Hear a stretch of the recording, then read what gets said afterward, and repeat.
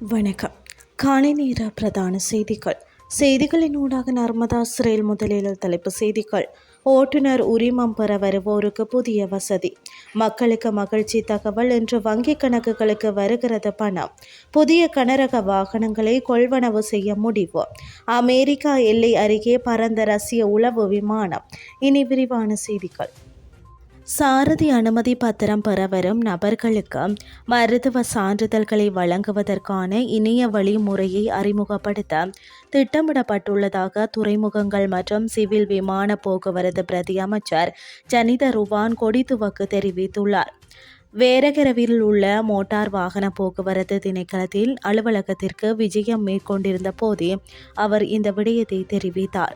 சாரதி அனுமதி பத்திரம் பெற வரும் நபர்களுக்கு அச்சிடப்பட்ட மருத்துவ சான்றிதழ்களை வழங்கும் நுகேகொடையில் அமைந்துள்ள போக்குவரத்து மருத்துவ நிர்வாகத்தில் ஏராளமான முறைகேடுகள் நடந்துள்ளதாக முறைப்பாடுகள் வந்துள்ளதால் இந்த முடிவு எடுக்கப்பட்டுள்ளதாக பிரதி அமைச்சர் குறிப்பிட்டுள்ளார்.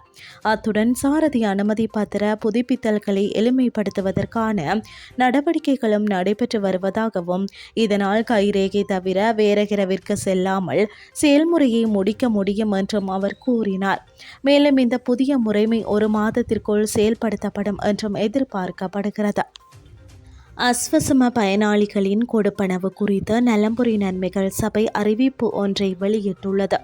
அஸ்வசம பயனாளிகளுக்கான ஆகஸ்ட் மாத தவணைக்கான பணம் இன்று அவர்களது வங்கிக் கணக்குகளில் வைப்பு செய்யப்படும் என தெரிவிக்கப்பட்டுள்ளது. நலம்புரி நன்மைகள் சபை வெளியிட்டுள்ள அறிவிப்பில் குறித்த விடயம் தெரிவிக்கப்பட்டுள்ளது.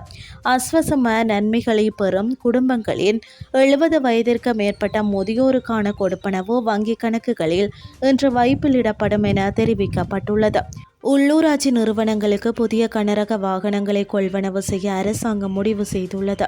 சில உள்ளூராட்சி நிறுவனங்களில் கிராமப்புற அபிவிருத்திக்கு தேவையான பெக்கோ போன்ற இயந்திரங்கள் இவ்வாறு கொள்வனவு செய்யப்பட உள்ளதாக பொது நிர்வாகம், மாகாண சபைகள் மற்றும் உள்ளூராட்சி மன்ற அமைச்சர் சந்தன அபேரத்ன தெரிவித்தார்.